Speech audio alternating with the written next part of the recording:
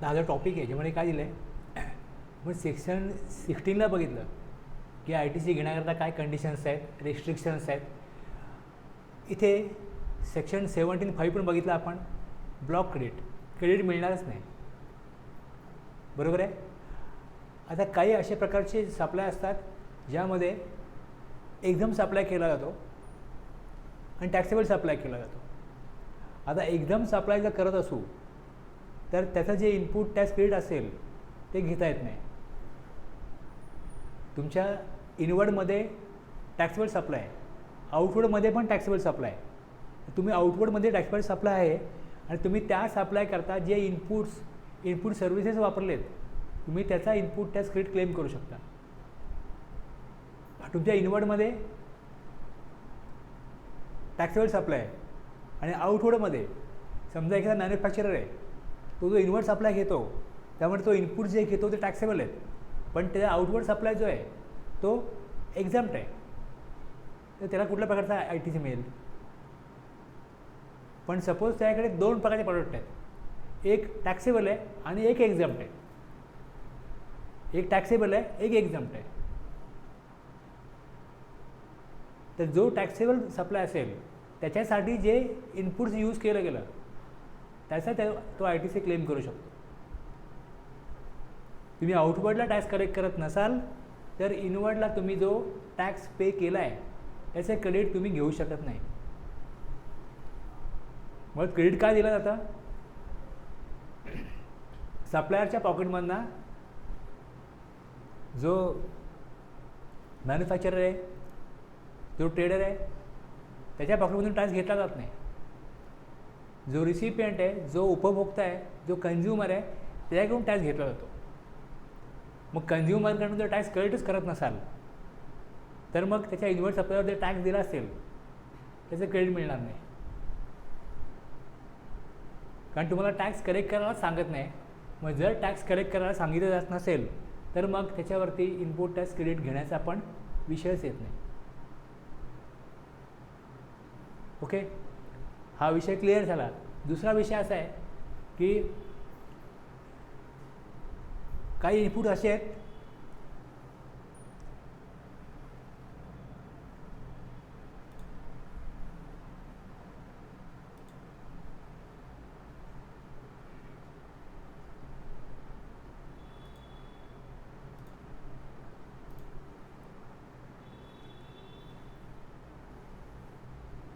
एक input A आहे, एक इनपुट B आहे, एक इनपुट C आहे. आता A वरून प्रॉडक्ट बनतं A, B, C तिन्ही वापरून प्रॉडक्ट बनतं M, जे एक्झॅम्प्ट आहे. तर या A, B, Cचं क्रेडिट मिळणार नाही. ओके, आता A, B, C आणि D हे 4 वापरून प्रॉडक्ट बनतं K, हे मात्र टॅक्सेबल आहे. हे टॅक्सेबल आहे. आता ह्या केसमध्ये जेवढे इनपुट्स तुम्ही यूज कराल एमसाठी, जेवढे यूज कराल A, B, C इनपुट्स तुम्ही यूज कराल एमसाठी, त्याचा ITC घ्यायचा नाही. पण जर तुम्ही A, B, C, D use करताय प्रॉडक्ट Kसाठी तर मग याचा ITC घेता येईल. मग किती घ्यायचा तो, मग त्याचं अपॉर्च्युनिमेंट केलं पाहिजे, प्रपोर्शनेट काढलं पाहिजे. A वापरला जातो आहे टॅक्सेबल सप्लाय करता पण, एक्झाम सप्लाय करता पण. B वापरला जातो आहे एक्झाम सप्लाय करता पण, टॅक्सेबल सप्लाय करता पण. C वापरला जातो आहे एक्झाम सप्लाय करता पण आणि टॅक्सेबल सप्लाय करता पण. D वापरला जातो आहे फक्त आणि फक्त टॅक्सेबल सप्लाय करता. Dचे संपूर्ण क्रेडिट मिळेल. Dचं संपूर्ण क्रेडिट मिळेल. सपोज तुम्ही 100 टन D आणला असेल, 100 टनची जेवढी अमाऊंट आहे त्याच्यावर जेवढा तुम्ही इनवर्ड सप्लायवर टॅक्स पे केला आहे सप्लायरला त्याचं क्रेडिट मिळेल. पण जर A, B, C हा पण तुम्ही 100 टन आणला आहे तर बघायला लागेल तुमची किती क्वांटिटी यूज झाली आहे एममध्ये, किती यूज झाले केमध्ये बी किती यूज झाला आहे एमसाठी, किती यूज झाला आहे केसाठी, सी किती यूज झाला आहे एमसाठी, किती यूज झाला आहे केसाठी, तेवढ्याच प्रपोर्शनेटनी तेवढ्या प्रमाणामध्ये त्याचं क्रेडिट घेता येईल. त्याकरता हा टॉपिक आहे.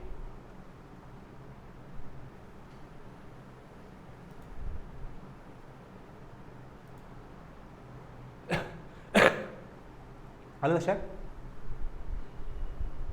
अपॉर्च्युनिमेंट याला म्हणतात. आणि दुसरं क्रेडिट मिळणारच नाही, क्रेडिट मिळणारच नाही म्हणजे ब्लॉक क्रेडिट. अपॉर्च्युनिमेंटचा अर्थ असा आहे की तुम्हाला काही प्रमाणात क्रेडिट मिळेल. आता सेक्शन 17(1) बघा काय सांगतो. Goods services partly use for business and partly use for other use. Business आणि नॉन बिझनेस हे दोन पर्पज आहेत. In the course of furtherance of business करता जर का सप्लाय घेतला आहे इनवर्ट सप्लाय तर तो बिझनेस करता आहे आणि दुसरा नॉन बिझनेस करता घेतला. Where the goods or services or both are used by registered person partly for the purpose of any business and partly for other purpose. मग अदर पर्पजसाठी त्यांनी जो इनवर्ट सप्लाय घेतला असेल तर त्याला इनपुट टॅक्स क्रेडिट मिळणार नाही, त्याला त्याचं इनपुट टॅक्स क्रेडिट मिळणार नाही. The amount of credit shall be restricted to so much of the input tax as is attributable to the purpose of his business. Suppose trader आहे, त्यांनी 4 mobile purchase केले, 3 sale केले. तर 3 sale केले ना आणि एक सर्वकर्ता वापरला तर 3 मोबाईलचा जेवढं त्याचा इनपुट टॅक्स क्रेडिट आहे तेवढं त्याला अलाउड आहे, तेवढं तो क्लेम करू शकतो. पण दुसरा मोबाईल त्यांनी यूज केला अदर दॅन बिझनेस पर्पज, त्याचा इनपुट टॅक्स क्रेडिट रिस्ट्रिक्ट केलेलं आहे.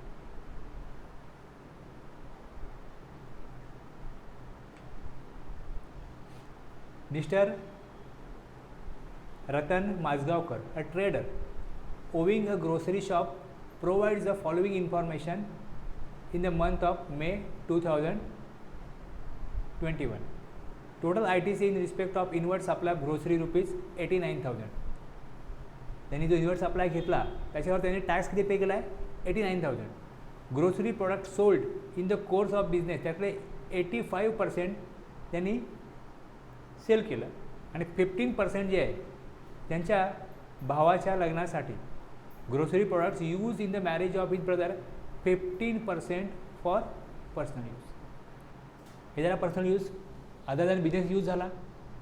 आता या केसमध्ये या 89,000 जो ITC होता तुम्ही याचे 85% जर काढले ते येतील 75,650. तेवढा ITC ते क्लेम करू शकतात as per the provision of section 17 subsection 1. बाकी त्यांना ITC क्लेम करता येणार नाही 15%, कारण त्यांनी तो आउटवर्ड सप्लायमध्ये टॅक्स कलेक्ट केलेला नाही आहे, बिझनेससाठी तो वापरलेला नाही आहे. दुसरं एक्झाम्पल बघा. A registered person is in the business of manufacturing shoes manufacturing केले जातात. He gave 50 pairs of shoes to his friend free of cost. 50 जोड त्यांनी फ्रेंडला दिले. ITC on inputs and input services attributable to so much 50 pair of shoes being use for non business purpose will not be available. त्यांनी त्याच्यावरचा ITC घेता कामा नये. त्यांनी इनपुट टॅक्सेस जे पे केले बरोबर आहे त्या शूजवरती त्यातले बिझनेस पर्पज करता जेवढा त्यांनी आउटवर्ड सप्लाय दिला असेल त्याच प्रमाणामध्ये त्यांना इलिजिबल ITC जो आहे तो असेल. आणि जो नॉन बिझनेस करता जो सप्लाय त्यांनी केला त्याच्यासाठी त्यांनी जो इनवर्ट सप्लाय घेतला असेल त्याच्यावर त्यांनी जे टॅक्सेस पे केले असतील त्याचं त्यांना क्रेडिट इलिजिबल नाही आहे, नॉट इलिजिबल. ते क्रेडिट क्लेम करण्यास ते पात्र नसतील किंवा ते जे क्रेडिट आहे जे अमाऊंट टॅक्स दिली गेली त्या टॅक्सचा इनपुट टॅक्स क्रेडिट त्यांनी घेता कामा नये. समजलं आहे?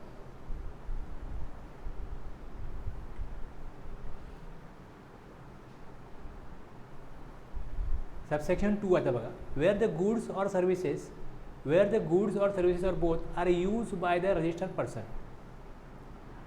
आता याच्यामध्ये कशाकरता यूज केलं आहे तर partly for effecting taxable supplies including zero rated supplies under CGST act or under the IGST act. Taxable supply केला,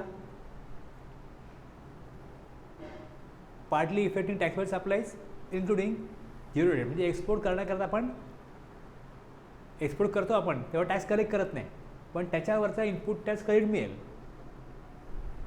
partly for affecting exam supplies under the sed act. Exam supply करण्याकरता जर काही good services use केल्या असतील तर त्याचं credit जे आहे ते रिस्ट्रिक्ट केलं जाईल, आता आपण एक्झाम्पल बघितलं, आपल्याला माहिती आहे की ए यूज केला कशाकरता, एम करता. आता समजा हा इनवॉइस आहे, हे माझ्याकडे इनवॉइस आहे. आता मला माहिती आहे की मला एचा उपयोग दोन्ही प्रोडक्टमध्ये होतो, तर मी काय करीन, जाणीवपूर्वक जेवढं मला इनपुट पाहिजे टॅक्सेबल आउटपुट सप्लाय करता ते मी वेगळं मागवीन. त्याचा प्लांट वेगळा आहे ना, तिकडे ते पाठवेन, आणि तेच प्रोडक्ट दुसरं माझं कुठलं मशीन आहे तिकडे मॅन्युफॅक्चरिंग होतं आहे, तिकडे मी काय करेन, टॅक्सेबल सप्लाय कंटेंट एच पाहिजे, ABC पाहिजे, ह्या इन्व्हॉइसवरती मला ABC येईल. दुसरं एक इन्व्हॉइस घेईन मी ज्यामध्ये ABC येईल, पण ह्या ABCवरून टॅक्सेबल प्रोडक्ट एक्झाम प्रोडक्ट बनतं आहे, आणि दुसरं इकडे ABCDवरनं टॅक्सेबल प्रोडक्ट बनते. म्हणजे हे इन्व्हॉइस जे आहे ह्याचं क्रेडिट मला क्लेम करायचं नाही आहे, हा इन्व्हॉइस मी बाजूला काढेन. आणि हे ABCD यूज केले टॅक्सेबल प्रोडक्ट बनवण्याकरता, म्हणजे ह्या ABCDमध्ये जेवढी क्वांटिटी आलेली आहे तेवढी क्वांटिटी मी ITC क्लेम घेणं, म्हणजे ITC क्लेम ह्याचा इलिजिबल आहे. इथे काय करतात, जाणीवपूर्वक जर तुम्हाला कॉम्प्लिकेशन निर्माण होऊ नये तर अशाच प्रकारे मटेरियल मागवा की ते मटेरियल यूज केलं जाईल एक्झामसाठी, ते वेगळं ठेवा. पहिल्यापासूनच तुम्ही जी काळजी घेतली तर तुम्हाला ITCचा क्लेम करताना तिथे काही चुका होणार नाहीत, गोंधळ उडणार नाही, कॉम्प्लिकेशन निर्माण होणार नाहीत, आणि तुमचा ITC क्लेम प्रॉपर जाईल.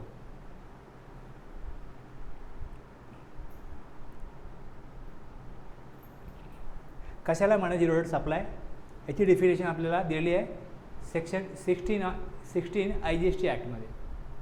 Zero rate supply means any of the following supplies of goods or services or both, namely export किंवा दुसरा स्पेशल इकॉनॉमिक झोनमध्ये जो सप्लाय होतो त्याला झिरो रेट सप्लाय म्हणतात, ज्याच्यावर गव्हर्नमेंट कुठल्याही प्रकारचा टॅक्स कलेक्ट करत नाही आणि त्याचं इनपुट टॅक्स क्रेडिट मात्र त्याला घेता येतं.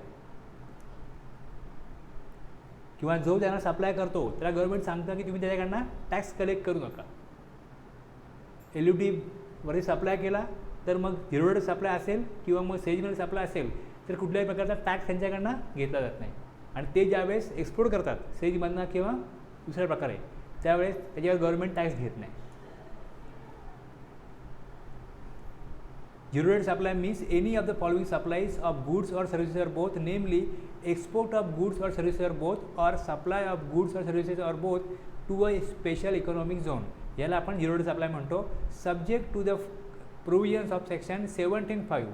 जे सेक्शन 17(5) जर का ब्लॉक होत नसेल क्रेडिट तर credit of input tax may be availed for making zero rated supplies notwithstanding that such supply may be an exempt supply. याचा अर्थ लक्षात घ्या, काय जर तुम्ही एक्सपोर्ट करत असाल आणि जर का त्या प्रॉडक्टवरती GSTचा रेट गव्हर्नमेंटनी नोटिफाय केला नाही आहे, ते गुड्स एक्झाम गुड्स आहेत, तरी पण त्याचं इनपुट टॅक्स क्रेडिट क्लेम करता येईल. आणि 100% एक्सपोर्ट होत असेल तर जेवढा टॅक्स दिला गेला असेल तो रिफंड मिळेल.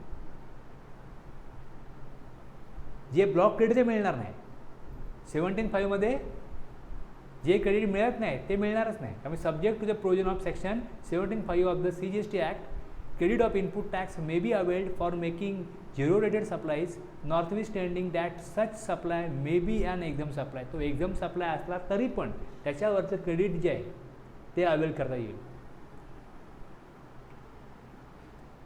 Registered person manufacturing a product X chargeable to 18%. X जे आहे प्रॉडक्ट एक्स टॅक्स रेट 18% आहे. ITC of inputs and input services available. दुसरं आहे product Y chargeable to nil. Product Y आहे चार्जेबल, टॅक्स रेट काय nil आहे. ITC of input and input services not available. तिसरं आहे product Z which is exported without payment of tax under bond. All these 3 products are manufactured from common inputs and input services. ITC on inputs and input services attributable to product Y being an exempt supply will not be available. Yचं credit मिळणार नाही, पण झेडचं आणि एक्सचं जे काय इनपुट्सवरती ITC आहे, input सर्व्हिसवरती आहे, त्याचं काय मिळेल, क्रेडिट मिळेल.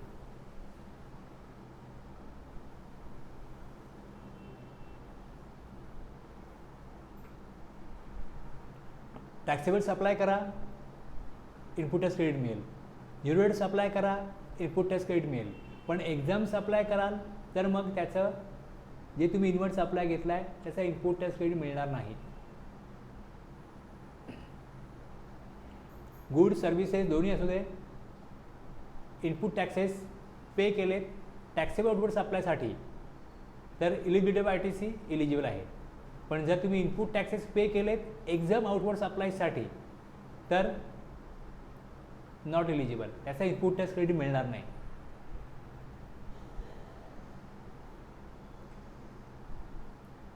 इथपर्यंत कळलं. आता ज्या वेळेस तुम्ही टॅक्सेबल सप्लाय आणि एक्झाम सप्लाय बघाल तेव्हा एक्झाम सप्लायमध्ये काय काय येतं हे दिलेलं आहे सबसेक्शन 3 मध्ये, की एक्झाम सप्लायमध्ये काय काय येईल. टॅक्सेबल सप्लाय जो आहे त्याच्यावरती आपण टॅक्स कलेक्ट करतो, आणि ज्याच्यावर टॅक्स कलेक्ट करत नाही तो exempt supply. Value of exempt supply under subsection 2 shall be such as may be prescribe and shall include. त्यामध्ये काय काय इन्क्लूड होईल. Supplies on which the recipient is liable to pay tax on reverse charge basis. एखादी service तुम्ही दिलेली आहे त्याच्यावर रिसिपियंटला tax द्यायचा आहे. सपोज तुमचा कुठलाही बिझनेस आहे प्लस तुम्ही लीगल ॲडवाईस देता, लीगल चार्जेस घेता, बरोबर आहे. या केसमध्ये सपोज 10,000 अमाऊंट चार्ज केली लीगल सर्व्हिसेससाठी, टॅक्स कोण देणार आहे, रिसिपियंट. पण तुमच्यासाठी हा एक्झाम सप्लाय आहे, हा एक्झाम सप्लाय आहे. तुम्ही जसं फळं भाजीपाला हे विकाल एक्झाम सप्लाय, तसा लीगल सर्व्हिस दिली त्याच्यावर टॅक्स रिसिपियंट पे करणार आहे, तो exempt supply. Transaction in securities, share debentures यातले काही ट्रान्झॅक्शन्स आहेत, exempt supply. Sale of land exempt supply. Completion certificate मिळाल्यानंतर बिल्डिंग जर का सेल ऑफ बिल्डिंग झालं तर एक्झाम सप्लाय. एक्झाम सप्लायच्या व्हॅल्यूमध्ये ह्या सप्लायची अमाऊंट इन्क्लूड होईल. For the purpose of this subsection, expression value of exempt supply shall not include the value of activities or transactions specified in Schedule 3. Schedule 3 मध्ये building पण येते, सेल ऑफ बिल्डिंग सोडून बाकीची ट्रान्झॅक्शन जी आहे त्यामध्ये ती येणार नाहीत. आता बाकीची ट्रान्झॅक्शन कुठली कुठली तुम्हाला आठवतात का? शेड्यूल 3 मध्ये 8 प्रकारची ट्रान्झॅक्शन आहेत. 8. Employer employee. आता एम्प्लॉयर एम्प्लॉई हा इन्व्हर्ट सप्लाय झाला, जो एम्प्लॉयर एम्प्लॉई सर्व्हिस घेतो हा इन्व्हर्ट सप्लाय झाला. दुसरं ते मेंबर ऑफ पार्लमेंट, हे पाहिजे काढतो बघा.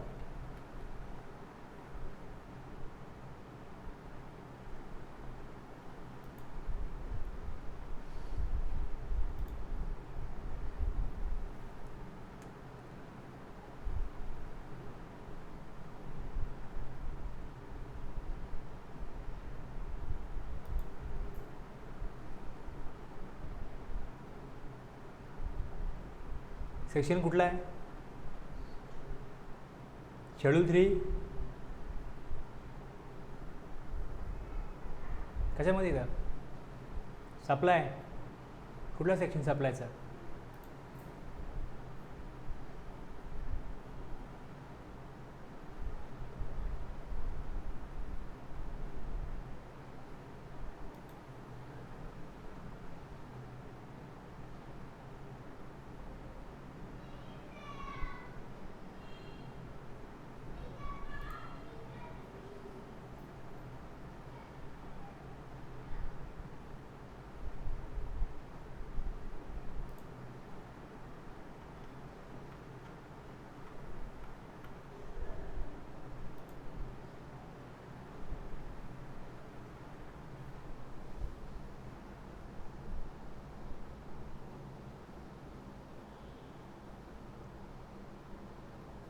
सर्व्हिसेस बाय कोर्ट और ट्रिब्युनल. तिसरं, या तिसऱ्या पॉईंटमध्ये मेंबर ऑफ पार्लमेंट. चौथा जे आहे, एखाद्या व्यक्तीचा मृत्यू झाल्यानंतर दिलेलं service. Sale of land, actionable claim. पुढे supply goods from a place in the non taxable territory, म्हणजे एका कंट्रीतून मटेरियल घेतलं आणि दुसऱ्या कंट्रीत विकलं, बाहेरच्या बाहेरच, ते आणलंच नाही भारताच्या एरियामध्ये. आणि दुसरं, कस्टममध्ये आल्यानंतर विकलं, स्वतः कलेक्ट नाही केलं, दुसऱ्या व्यक्तीला सांगितलं की तू कस्टममधनं घे. किंवा मग हायसीजमध्ये गुड्स असताना दुसऱ्याच्या नावावरती राईट्स केले, ते गुड्स तू घे. ह्या गुड्स ही बाकीची ट्रान्झॅक्शन जी आहेत बघा, ही पहिली तर जी आहेत ही कुठल्या बिझनेसची नसतात. चौथा जे आहे ते पण थोडं वेगळ्याच प्रकारचं आहे. पाचवं जे आहे ते दिलं त्यांनी, बिल्डिंग विकलं. सहावं ॲक्शनेबल क्लेम, सातवं आणि आठवं. ठीक आहे.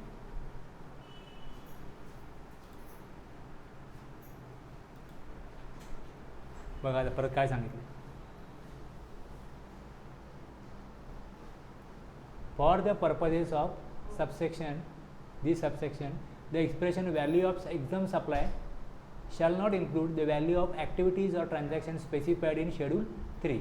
म्हणजे जर का समजा एक 5 लाखाचा माल एका कंट्रीतून घेऊन दुसऱ्या कंट्रीत विकला, त्यावरती कुठल्याही प्रकारचा टॅक्स गव्हर्नमेंटला मिळणार नाही, कारण ते सप्लायमध्येच येत नाही शेड्यूल 3 प्रमाणे. तर त्याची अमाऊंट तुम्ही एक्झम सप्लायमध्ये इन्क्लूड करू नका. ते 5 लाख विचारात घेऊ नका. म्हणजे तुम्ही बिल्डिंग विकली असेल 5 लाखाची, तर बिल्डिंगची व्हॅल्यू मात्र एक्झम सप्लायमध्ये इन्क्लूड झाली पाहिजे. कळलं.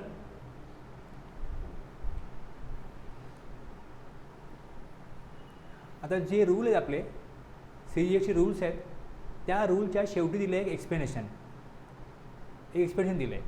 For the purpose of this chapter the expression capital goods shall include plant and machinery as defined in the explanation to section 70च्या पुढे. आता आपण सेक्शन 17 बघतोय, त्याचे 6 सेक्शन संपल्यानंतर एक एक्सप्लेनेशन आहे. हे एक्सप्लेनेशन आहे. For the purposes of this chapter and chapter 6 the expression plant and machinery means apparatus, म्हणजे काही हत्यारं असतात खाली दिलं बघा, एखाद्या विशिष्ट कार्यासाठी वापरायची सामग्री किंवा हत्यारे. Means apparatus, equipment and machinery fixed to earth by foundation or structural support that are use for making outward supply of goods. Plant and मशिनरीमध्ये हे सगळं इन्क्लूड होईल. And includes such foundation and structural supports but excludes. Plant and मशिनरीमध्ये land, building or any other civil structure येणार नाही, telecommunication tower येणार नाहीत, pipeline laid outside the factory premises पण हे पण येणार नाही. प्लांट अँड मशिनरीमध्ये काय येईल हे कुठं दिलं आहे, सेक्शन 17मध्ये 6 सेक्शन संपल्यानंतर एक्सप्लेनेशन आहे तिकडे दिलं आहे की इनपुट टॅक्स किट हा तुम्ही जेव्हा चॅप्टर बघताय तेव्हा ह्या चॅप्टरसाठी तुम्हाला प्लांट अँड मशिनरीचा अर्थ काय तो दिला आहे इकडे. त्याचा रेफरन्स तुम्हाला रूल जेव्हा तिकडे रूल जिकडे दिलेले आहेत त्या रूलच्या एंडला दिलं आहे की the expression capital goods shall include plant and machinery. Plant and machinery तीच जी तिकडे सेक्शन 17मध्ये त्यांनी दिलेली आहे, क्लिअर केलेली आहे कुठली मशिनरी असेल ती. दुसरं, for determining the value of an exempt supply as referred to in subsection 3 of section 17. आता आपण इकडे सेक्शन 17(3) आपल्याला सांगितलं की एक्झाम सप्लायमध्ये काय काय इन्क्लूड करा, हे सांगितलं ना, इन्क्लूड करा. हे जेव्हा इन्क्लूड कराल तेव्हा सिक्युरिटीची व्हॅल्यू किती घ्याल आणि लँड किंवा बिल्डिंगची व्हॅल्यू किती घ्याल हे सांगितलं इथे. The value of land and building shall be taken as the same as adopted for the purpose of paying stamp duty. Stamp duty भरायला लागते जेव्हा बिल्डिंग किंवा लँडचा सेल होतो तेव्हा. तर तिथे जी स्टॅम्प ड्युटी व्हॅल्यू आहे ती व्हॅल्यू तुम्ही घ्या. एक्झाम सप्लायची व्हॅल्यू तुम्हाला डिटरमाइन करण्याकरता तुम्ही स्टॅम्प ड्युटी व्हॅल्यू रेफर करा. ॲक्च्युली अमाऊंट स्टॅबिलिटीपेक्षा कमी किंवा जास्त घेतली जात असेल, पण तुम्हाला एकदम सप्लायची व्हॅल्यू घेण्याकरता तुम्ही स्टॅबिलिटी व्हॅल्यू घ्यायची. मे बी त्यापेक्षा कमी व्हॅल्यूमध्ये किंवा जास्त व्हॅल्यूमध्ये खरेदी विक्री झाली असेल.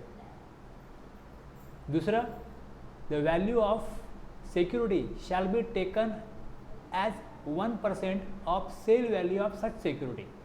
जी सिक्युरिटी विकली गेली आहे जी तुम्हाला एकदम सप्लायमध्ये ॲड घ्यायची आहे. सपोज 1 लाखाचे शेअर्स विकले असतील 1 लाखाचे, तर 1% अमाऊंट घ्यायची, 1000 बस. व्हॅल्यू इन्क्लूड तेवढीच करायची.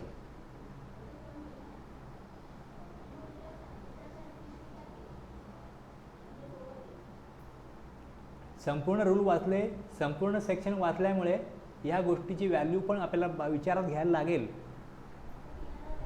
हे कळतं. मग व्हॅल्यू किती असेल त्यांनी सांगितले तशा प्रकारे घ्यायची.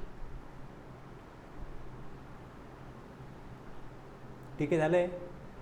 इथपर्यंत तुम्हाला कळलं कशा प्रकारे इनपुट टॅक्स क्रेडिट घ्यायचं. टॅक्सेबलच्या सप्लायसाठी तुम्ही जे इनपुट टॅक्सेस पे केलेत त्याचं घ्या. एकदम सप्लायसाठी तुम्ही जे इनपुट टॅक्सेस पे केले त्याचं तुम्हाला इनपुट टॅक्स क्रेडिट क्लेम करता येणार नाही. आणि आता एक्झाम सप्लायमध्ये काय काय इन्क्लूड केलं पाहिजे आणि त्याची व्हॅल्यू किती घेतली पाहिजे इथपर्यंत आपण आलेलो आहोत. द गव्हर्नमेंट सबसेक्शन 5 बघितलं आपण. 4 थोडा वेगळा आहे. 4 हा बँकिंग सेक्टरसाठी आहे. 4 हा बँकिंगसाठी आहे, म्हणून आपण 1, 2, 3 नंतर 4, 5 सोडून दिले. 4, 5 सोडून दिले. बँकेचे आउटवर्ड सप्लाय एक्झाम जास्त असतात का टॅक्सेबल जास्त असतात, तुम्हाला काय वाटतं? हां, बँक लोन देते त्याच्यावरती इंटरेस्ट घेते. बँकेत एक इंटरेस्ट इन्कम आहे. आणि दुसरं, जे लोक ATMमधून पैसे विड्रॉ करतात त्यावर चार्ज लावला आहे, SMS चार्जेस लावले, चेक परत घ्या चार्जेस लावले. ह्यातनं त्यांना मिळणारे पैसे आणि तुलनेने इंटरेस्टमध्ये मिळणारे पैसे जर बघितलं, मला वाटतं त्यांचा 80% 70% तरी बिझनेस हा इंटरेस्टवरच असेल. तरी मी जास्त बोलतो असं वाटतं मला. 10-15% त्यांना असे बाकीच्या चार्जेसमधून पैसे मिळत असतील. बाकी मेन तर त्यांचा बिझनेस तोच आहे की इंटरेस्टनी पैसे अर्न करणं. सबसेक्शन जो 4 आहे हे सगळे रूल वगैरे आहेत, हे आपल्याला बघायचं आहे. पण जर का तुम्ही सबसेक्शन 4 बघितला त्याला रूल 38 येतो मग. आणि तिकडे हे सांगितलं आहे की बँकेने मग इनपुट टॅक्स किती घ्यायचं, कुठल्या आउटवर्ड सप्लायमध्ये ज्या इनपुट्स सर्व्हिसेस आणि गुड्स इनपुट्समध्ये जे गुड्स वापरले गेलेत त्याचा ITC किती क्लेम करायचा, कसं काढणार ते. त्यांना सांगितलं की तुम्ही एवढा हिशोब करत बसू नका, 50% ITC सोडून द्या, 50% ITC क्लेम करा. आणि जर तुम्हाला तसं करायचं नसेल तर मग तुम्हाला रूल 42 आणि रूल 43 आहे, याप्रमाणे तुम्ही ITC क्लेम करा. ह्याच्यामध्ये हिशोब करायला लागतो, त्या फॉर्म्युला आहे तो वापरा.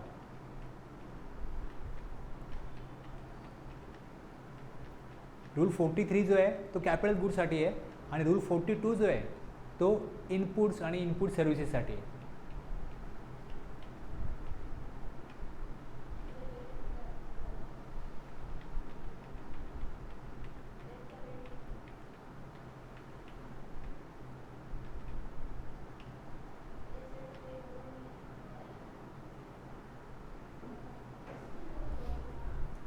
The government may prescribe, गव्हर्नमेंटने दोन रूल प्रिस्क्राईब केले 42 आणि 43. The manner in which the credit referred to in subsection 1 and 2 may be attributable. जर एक्झाममध्ये जर का मला स्पेसिफिकली हा इनवॉइस एक्झामसाठी मी इन्व्हर्ट सप्लाय घेतला काढता आला तर ठीक आहे. पण जर मग ह्या एकाच इनवॉइसमध्ये मी यूज केलं आहे टॅक्सेबल सप्लाय करता पण आणि एकदम सप्लाय करता पण, त्याचं इनपुट हेच आहे, तर मी कशा प्रकारे याचा आता अपोर्शनमेंट करू. ह्यातला मला संपूर्ण भाग जो आहे तो काय इनपुटच क्रेडिट मिळणार नाही आहे याचा.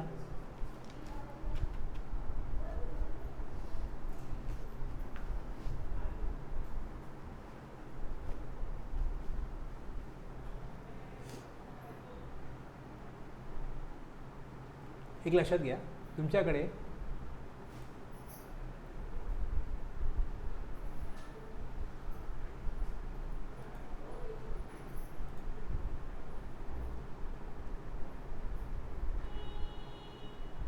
सपोज 10 लाख रुपीजचा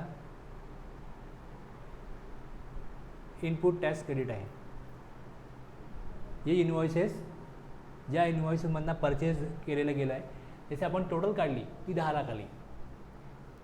आता ह्या 10 लाखामध्ये किती प्रकारचे इन्व्हॉइस आपले असू शकतात. एक म्हणजे एक बघितलं आपण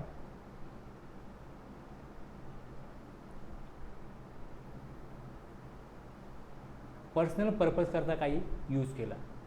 पर्सनल पर्पज करता तो समजा 1 लाख ITC त्यावरती पे केला आहे, याचा ITC मिळेल नाही. दुसरा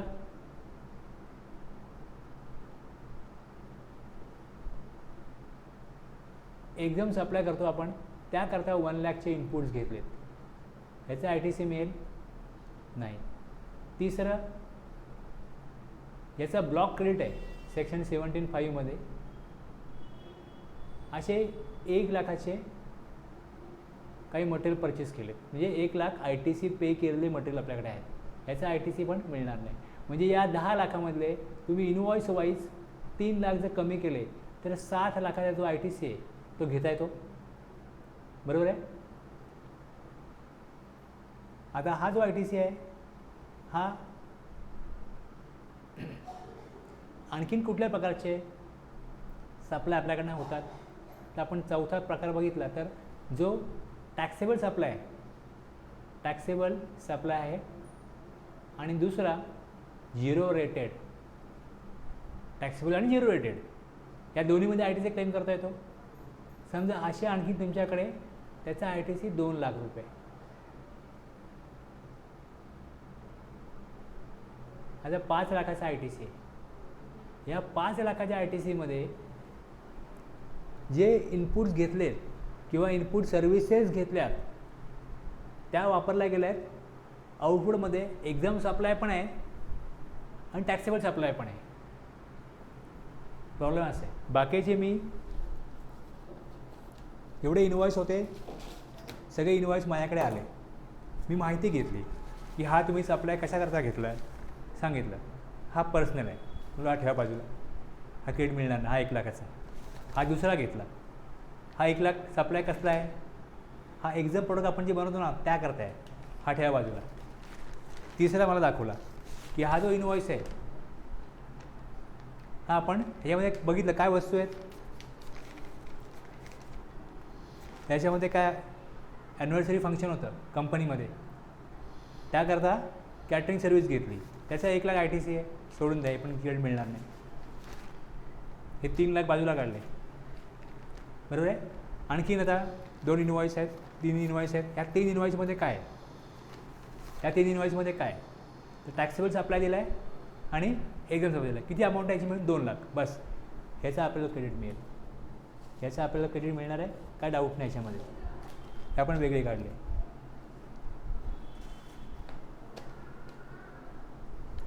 आता हे जे 2 इनवॉइस आहेत ह्यात जे इनपुट सर्व्हिसेस वापरल्या आहेत, ह्या सर्व्हिसेस समजा एक मशीन आहे, त्या मशीनमधनं एक्झाम प्रॉडक्ट पण निघतं आणि टॅक्सेबल प्रॉडक्ट पण निघतं, आणि त्याकरता काय सर्व्हिसेस रिपेअरिंग झालं आहे त्याचा इनवॉइस आहे. तुम्ही याला कसं वेगळं करणार, म्हणजे मग आपल्याला फॉर्म्युला पाहिजे. ह्यात आपल्याला इनवॉइस फ्लेवरला आपण सेपरेट नाही करू शकत. आणि दुसरं काही असे इनपुट्स वापरलेत की जे इनपुट्स टॅक्सेबल प्रॉडक्टला पण जातात आणि एक्झाम प्रॉडक्टला पण जातात. बस आता ह्याचं जे आहे अपॉर्च्युनिमेंट करायचं, म्हणजे ह्याच्यामधला किती इनपुट टॅक्स क्रेडिट घेता येईल तेवढा घ्यायचा, आणि जो घेता येत नाही तो तेवढा बाजूला काढा, टाकून द्या. तुकडे करावे लागतील, आणि जो तुकडा टॅक्सेबलसाठी वापरला आहे त्याचा इनपुट टॅक्स क्रेडिट मिळेल, आणि जो तुकडा वापरला आहे एक्झामसाठी तेवढं इनपुट टॅक्स क्रेडिट आपण घेणार नाही. कळलं. कठीणाई कुठे आहे, अपॉर्च्युनिमेंट करण्यात आहे. जिकडे मला वेगळं काढता आलं तिकडे मी वेगळं काढलं, जिथे वेगळं काढता येत नाही तिथे आपल्याला अडचण आहे. त्याकरता आपल्याला रूल दिला आहे 42, त्या रूलप्रमाणे तुम्हाला गव्हर्नमेंट फॉर्म्युला देईल, त्या फॉर्म्युल्याप्रमाणे तुम्ही काय करा, अपॉर्च्युनिमेंट करा. कळलं कन्सेप्ट.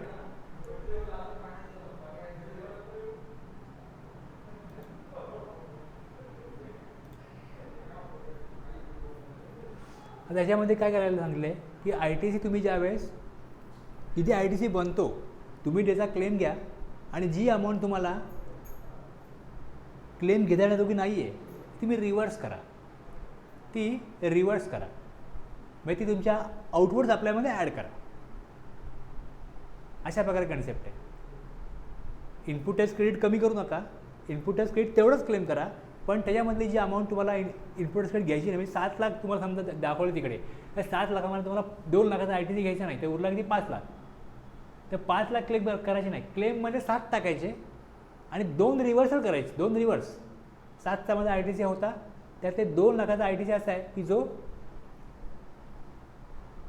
इनपुट टॅक्स क्रेडिट अपॉर्च्युनिटीमुळे मिळणार नाही आहे, तो लायबिलिटीमध्ये ॲड करा. What does reversal of I T C mean? आपल्याला रूल 42 कळण्या अगोदर हा कन्सेप्ट कळला पाहिजे की रिव्हर्सलचा अर्थ काय होतो. In certain situation even if the basic condition for claiming I T C satisfied, I T C claim must be reverse. काही परिस्थितीमध्ये आय टी सी रिव्हर्स करायला लागतो. काही परिस्थिती आहेत तुम्हाला आय टी सी घ्यायला पाहिजे असं वाटतं, पण तो घेणं योग्य नसेल काही कारणामुळे, तर तो रिव्हर्स करायला लागतो. Reversal of I T C means the credit of input utilise earlier would now be added to the output tax liability, effectively nullifying the credit claim. अगोदर जर का मी समजा मला 1000 टॅक्स भरायचा होता आणि मी 100 रुपये क्लेम केल्यामुळे 900 रुपये टॅक्स भरला. या महिन्यात पण मला 1000 टॅक्स भरायचा आहे आणि मागच्या महिन्यामध्ये मी 100 रुपये एक्स्ट्रा क्लेम केल्यामुळे माझा टॅक्स 900 झाला. आता या महिन्यात पण 1000 टॅक्स आहे, पण जो एक्सेस क्लेम घेतला गेला मागच्या वेळेला तो जर नसता घेतला तर टॅक्स माझा 1100 आला असता. जर 1000 रुपये टॅक्स होता आणि जर का मी त्यातनं 1000मधनं 100 कमी नसते केले तर 1100 आले असते. मग तुम्ही काय करा, या महिन्यामध्ये ते 100 रुपये 1000मध्ये ॲड करा आउटपुटमध्ये आणि 1100 रुपये टॅक्स भरा. बरोबर आहे. म्हणजे मागच्या वेळेला 100 कमी भरले, ते नसते भरले, 100 वाढले असते ना, 100 आता वाढवा. अशा प्रकारे तो टॅक्स जो भरला जातो आहे त्याचा इफेक्ट जो आहे तो नलिफाय होतो, म्हणजे इक्वल होतो. लायबिलिटी तुमची जेवढी गव्हर्नमेंटला टॅक्स जेवढा मिळाला असता तेवढा गव्हर्नमेंटला टॅक्स मिळतो. तुम्ही इनपुट टॅक्स रेट कमी घ्या किंवा मग लायबिलिटी जास्त भरा, इफेक्ट तोच मिळतो. Depending upon when such reversal is done, payment of interest may also be required. आता मागच्या महिन्यात तुम्हाला 100 रुपये भरायचे होते, तुम्ही या महिन्यात भरताय, मग एका महिन्याचा इंटरेस्ट पण अदा करायला लागेल, इंटरेस्ट पण द्यावा लागेल.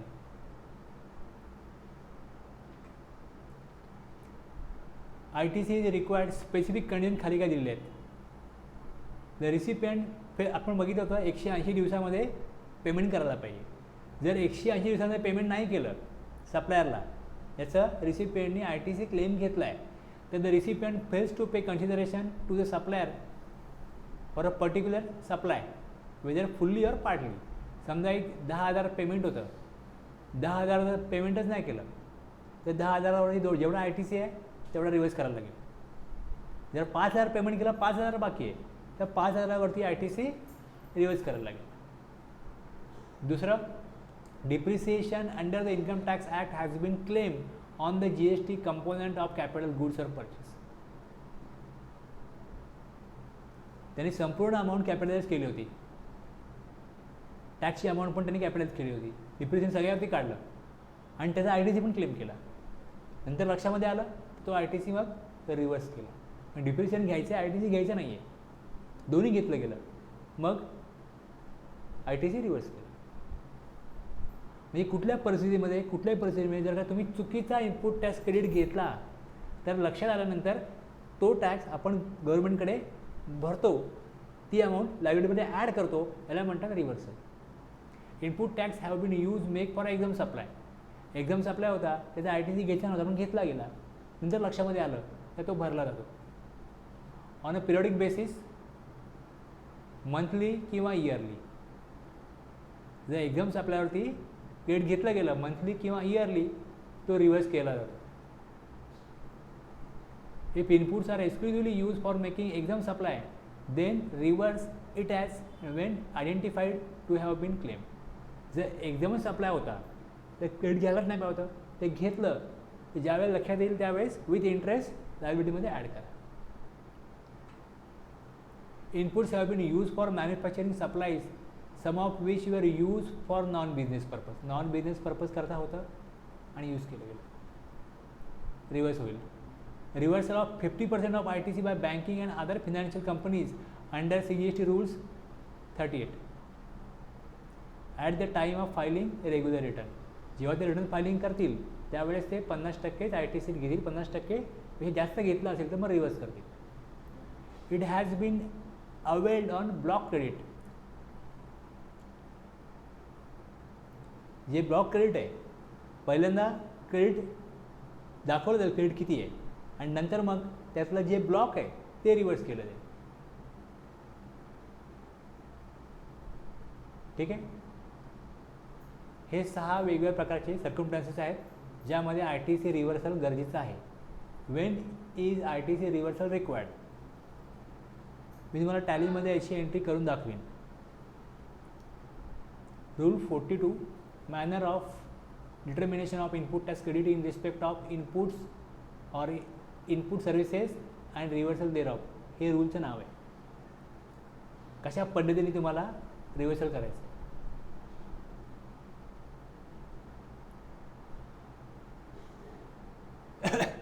The input tax credit in respect of inputs or input services which attract the provision of section 17(1) or section 17(2) being partly used for the purpose of business and partly for other purpose, partly used for affecting taxable supplies including zero rated supplies and partly for affecting exempt supplies shall be attributed to the purposes of business or for affecting taxable supplies in the following manner, namely. कशा प्रकारे ते घ्या.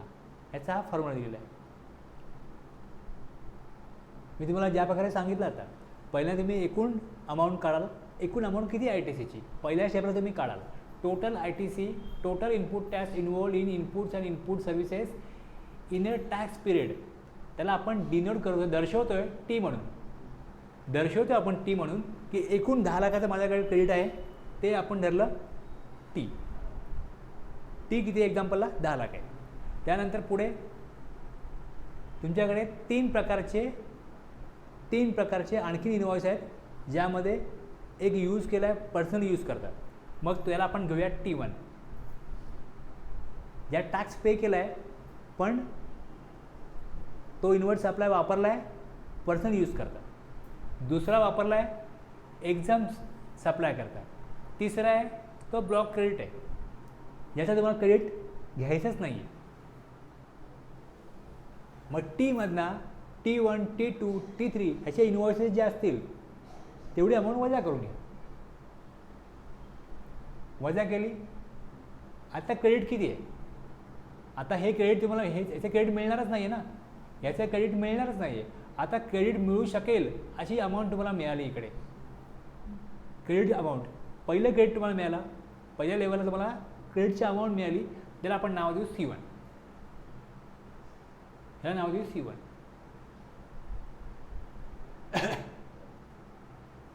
C1 equals to T. या टीमधनं T1, T2, T3 लेस केले. काय मिळालं C1. पहिल्या लेवलला आपल्याला कळलं एवढं क्रेडिट आपण घेऊ शकतो.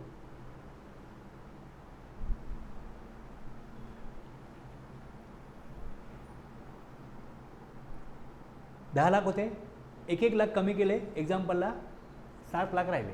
याच्यामध्ये एक्झाम सप्लाय आणि झिरो रेट सप्लाय करता जे इनपुट घेतलेले आहेत इनपुट्स आणि इनपुट सर्व्हिसेस कॅपिटल गुड्स करताच रूल 43 आहे. जे इनपुट्स आणि इनपुट सर्व्हिसेस घेतलेले आहेत त्याची व्हॅल्यू सपोज 2 लाख आहे ते आपण बाजूला काढणार. ते बाजूला काढणार. आता 7 लाखामधनं 2 लाख बाजूला काढले किती करतील 5 लाख. आता तुम्ही जे 7 लाख अमाऊंट काढली आहे ती तुमची कुठे आहे C1मध्ये. ती व्हॅल्यू C1मध्ये.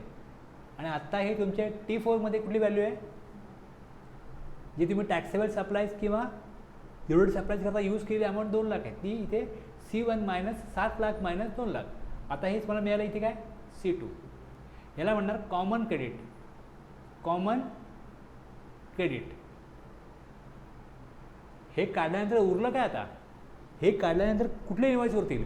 असे इन्व्हॉइस उरतील ज्यामधनं एक्झाम सप्लाय पण दिला आहे आणि टॅक्सेबल सप्लाय पण दिला आहे. मग ह्याला कॉमन क्रेडिट 2 वेळा सी आहे, ह्याला तुम्ही C2 म्हणा, C2. आता ह्याच्यामध्ये बघा, ह्या T4मध्ये जी व्हॅल्यू आहे त्याचं क्रेडिट तुम्हाला मिळणारच आहे.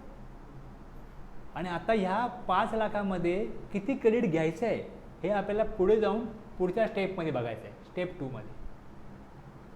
2मध्ये. आता ह्या 5 लाखामध्ये एक अमाऊंट डिडक्ट होईल, जी वापरली आहे एक्झाम सप्लाय करता, डिडक्शन 1, ती व्हॅल्यू कमी होईल.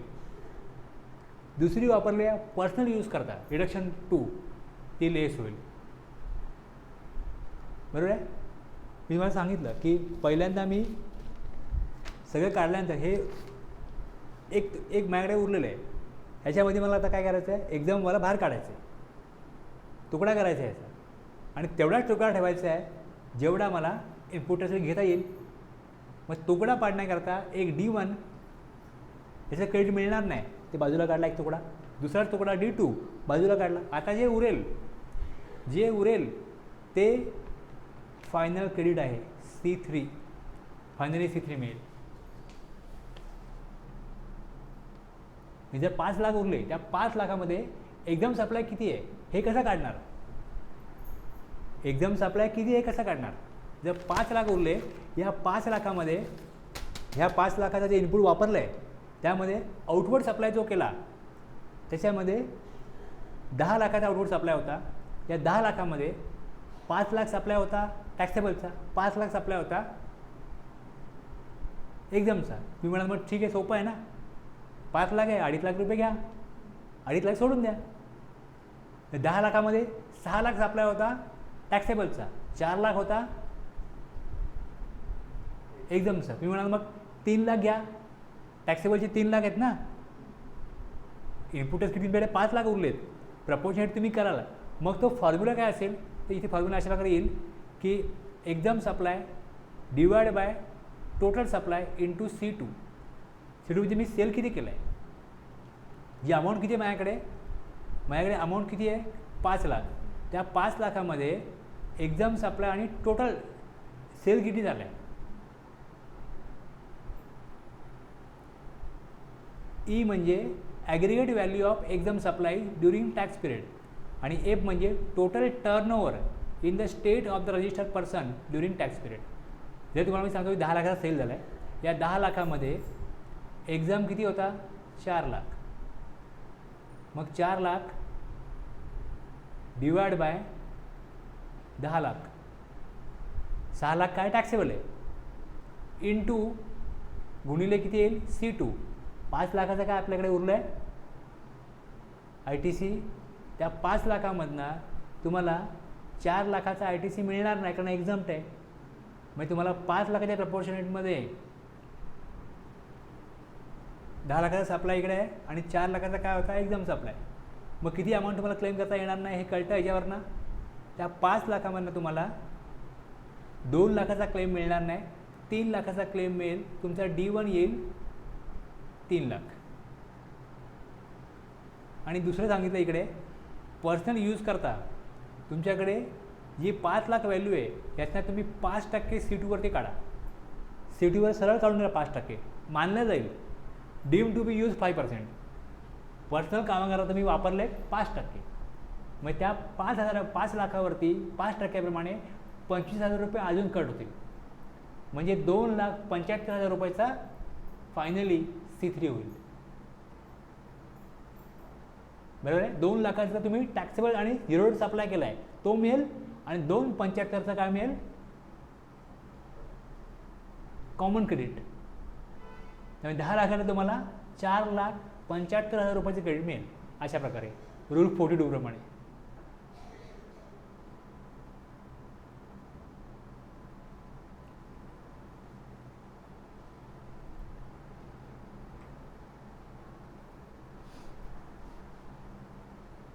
The amount equal to aggregate of D1 and D2 दोघांची टोटल काढली जाईल आणि ती आउटपुट टॅक्स लायबिलिटीमध्ये ॲड केली जाईल.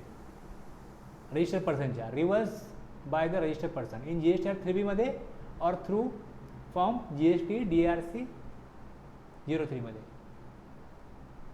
आपण 3Bचा विचार करतो तर 3B मध्ये आपल्याला दाखवायला लागेल. प्रोव्हाइडेड दॅट, हे सगळे आपण जेव्हा करतो तेव्हा provided that where the amount of input tax relating to inputs and input services use partly for the purposes other than business and partly for effecting एकदम सप्लाईज हॅज बीन आयडेंटिफाईड. जसं म्हटलं की हा इनवॉइस आहे, हा identify केला आहे, हा पर्सनल कामाकरता वापरला आहे, हा इनवॉइस आहे, हा एकदम सप्लाय करता वापरला आहे. तशा प्रकारे तो आयडेंटिफाय केला गेला, सेग्रिगेट केला गेला at the invoice level. Invoice लेवललाच ते वेगळे काढू शकलो. त्यामुळे आपल्याला T1, T2 आणि T4 मिळाले. समजलं ना. तुमच्याकडे ज्यावेळेस तुम्ही हिशोब करताय त्यावेळेस तुम्हाला आउटवर्ड सप्लायमध्ये काय आहे माहिती आहे. इनवर्ड सप्लायमध्ये तुम्ही जे काय इनपुट सर्व्हिसेस घेताय तुम्हाला इनवॉइस लेवललाच वेगळं काढता येतं आहे. त्यावेळेस तुम्ही T1, T2, T4 डिसाईड करू शकता. अदरवाईज पॉसिबल नाही. तर ती माहिती घेतल्याशिवाय हे काम होणार नाही.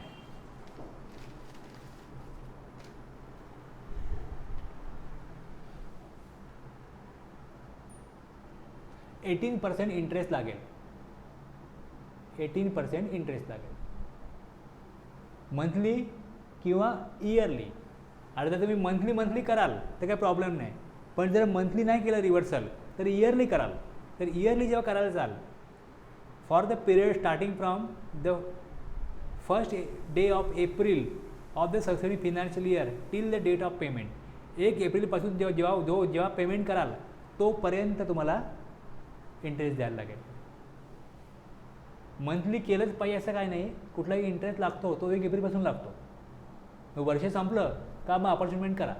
आणि जे काही तुम्ही क्रेडिट एक्स्ट्रा घेतलेलं आहे ते रिव्हर्सल तुम्ही मार्च रिटर्न जेव्हा फाईल कराल 20 एप्रिलला, मग 1 ते 20 एप्रिलमध्ये तुम्ही जे काय 20 दिवस जेव्हा तुम्ही पेमेंट करता 3Bचं त्यामध्ये रिव्हर्सल जेवढी अमाऊंट झालेली आहे तेवढ्या अमाऊंटवर तुम्हाला 18% इंटरेस्ट द्यावा लागेल. 1 एप्रिलपासून ती अमाऊंट गव्हर्नमेंटला 1 एप्रिलच्या अगोदर मिळायला पाहिजे होती. ती 1 एप्रिलला मिळाली आहे. तर 1 एप्रिल ते आजतागत जेवढा दिवस गेलेत त्याच्यावरती 18% भरणं हे गरजेचं आहे.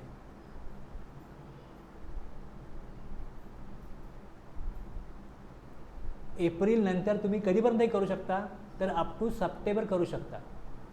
हे जे रिव्हर्सल आहे हे या वर्षीचं आहे. समजा 20-21 आहे तर सप्टेंबर त्या रिटर्न जेव्हा भरायचं आहे तोपर्यंत हे रिव्हर्सल प्रोसिजर कंप्लीट झाली पाहिजे.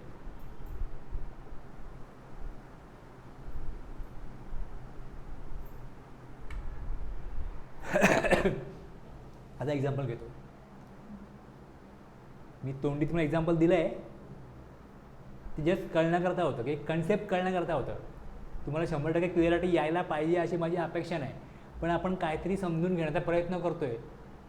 कन्सेप्टची तरी काहीतरी बॅकग्राऊंड बनावं त्यानंतर एक्झाम्पल कळायला सोपं जाईल. एक्झाम्पल बघा आता. मेकिंग ॲन ॲझम्पशन दॅट हवाई स्लीपर्स आर एक्झम्प्टेड. आता एक इझी फुटवेअर नावाची कंपनी आहे. Easy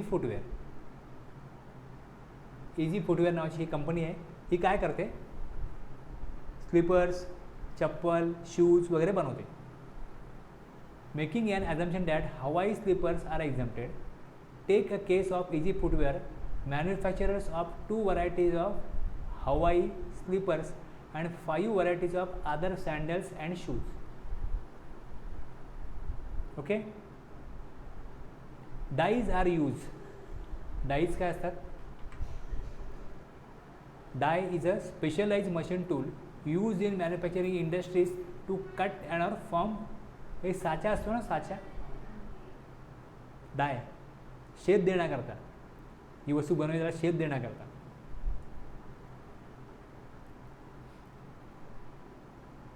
drawing dies and casting dies use in moulding which are. या प्रकारे तुम्हाला दिसते. काही मशिनरी आहे, काही इक्विपमेंट आहे.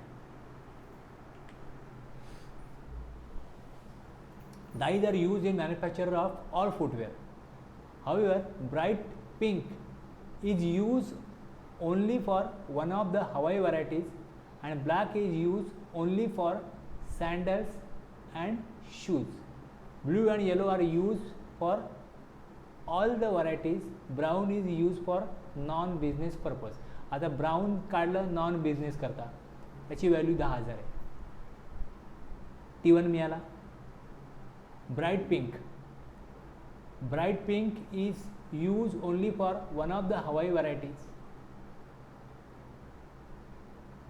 वर दिले hawai slippers are exempt. T2 inputs tax on bright pink, तो किती आहे 90,000. Input tax on black dye, black is use only for the sandals and shoes. Hawai slippers exempt आहे, सॅन्डल अँड शूजसाठी ब्लॅक आहे, ब्लॅक टॅक्सेबल आहे. Okay. T4 T1 T2 T3 नाही आहे.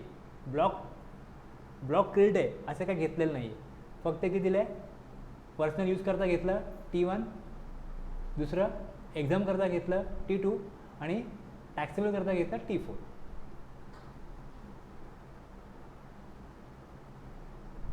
Input tax on blue dye 1 lakh, input tax on yellow dye 15,000.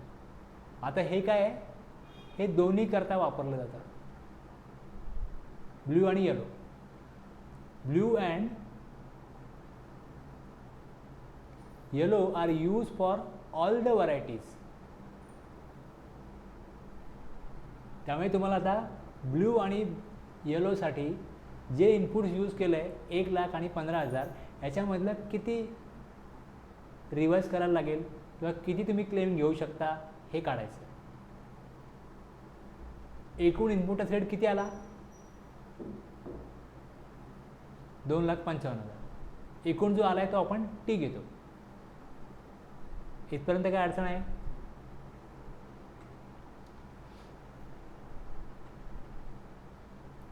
$2,55,000 घेतले. या 2,55,000मधनं 10,000 तर credit मिळणारच नाही आहे, कारण ते नॉन बिझनेस यूज प्रकार वापरलं आहे. 90,000 एक्झामसाठी वापरलं आहे. T3 ब्लॉक क्रेडिट काय नाहीच आहे, त्यामुळे ते 0 घेतलं. 2,55,000मधनं 1 लाख लेस केले, आले 1,55,000. 1,55,000 आहे, ज्यामध्ये टॅक्सेबल करता किती यूज केलं होतं. T4 तुम्ही किती काढला होता 40,000. या 40,000चं क्रेडिट मिळणारच आहे, हा T4 आहे. आता हे 1,15,000 जे आहेत, या 1,15,000चं अपॉर्च्युनिमेंट करायचं आहे. या 1,15,000मध्ये एक असा भाग आहे जो यूज केला आहे एक्झाम करता आणि दुसरा यूज केला आहे नॉन बिझनेस पर्पज करता. आता तुम्हाला त्याकरता काय लागेल, D1 आणि D2 काढण्याकरता टर्नओव्हर लागेल. तर टर्नओव्हर ऑफ हवाई 1 प्लस हवाई 2 3 करोड. आणि turnover of all the varieties of taxable shoes and sandal 2 crore. 3 करोडचं काय दिलं आहे एक्झाम सप्लाय, 2 करोड दिला आहे टॅक्सेबल सप्लाय.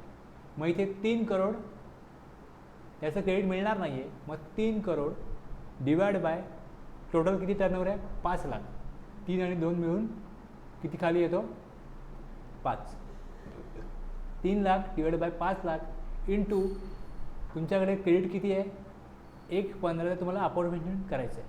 मग या 1,15,000च्या अपॉर्च्युनिमेंटसाठी मल्टिप्लाय केल्यानंतर अमाऊंट मिळते 69,000, जे यूज झाले एक्झाम्स अप्लाय करता. आणि 1,15,000वरती 5% कॅल्क्युलेट करायचे 1,15,000वरती की यूज झाले पर्सनल पर्पज करता, नॉन बिझनेस पर्पज करता. त्यामुळे ती अमाऊंट येते 5,750. म्हणजे तुमच्याकडे इकडे आता या 1,15,000मधनं 69,000 प्लस 5,750 वजा होतील.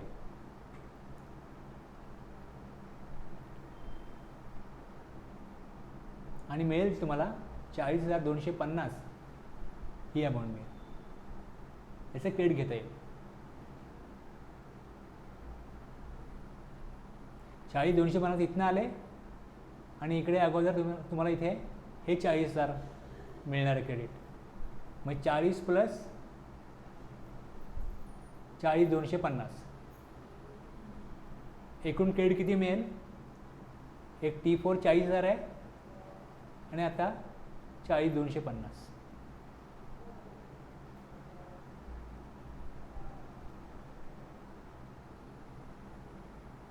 हे फायनल क्रेडिट मिळेल. पण 255 तुमचं जे क्रेडिट दिसतं आहे ओरिजिनल अवेलेबल ITC हे 255. टॅलीमध्ये बघा अशा प्रकारे तुम्हाला आउटवर्ड सप्लाय मी वर टाकला आहे. त्याच्या खाली मला फक्त महत्त्वाचा पॉईंट काय आहे की ITC किती आहे, इलिजिबल ITC किती आहे. 255 आपण काढला ना. या 255 मध्ये ॲज पर रूल 42 आणि 43 74,750 ही अमाऊंट आली. 1 लाख कसले आले? 1 लाख अदर्समध्ये टाकले बघा. ते टोटल ITC किती आला तुम्हाला मी सांगितलं 40 आणि 40,250. हे मिळून जो ITC मिळतो तो 80,250 येतो. पण दाखवताना पहिल्यांदा वरती अमाऊंट संपूर्ण दिसेल 2,55,000. त्याच्या खाली ॲज पर रूल 42 आणि 43 किती रिव्हर्सल झालेत ती अमाऊंट दिसेल. आणि दुसरी जी T1 T2 T3 आहेत त्याचे T1 T2 तुम्ही तिकडे अदर्समध्ये टाकले.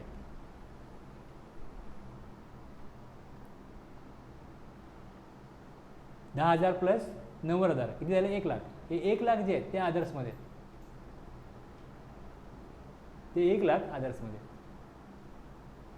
आणि रूल 42 प्रमाणे रिवर्स झाले ते 74,750. त्यामुळे 255 मधनं 74,750 प्लस 1 लाख संपूर्ण अमाऊंट पहिली दाखवली ITC मध्ये आणि त्यातून मग रिव्हर्सलची अमाऊंट जी आहे ती खाली वेगळी दाखवली आणि मग फायनली नेट ITC अवेलेबल किती आला? 80,250.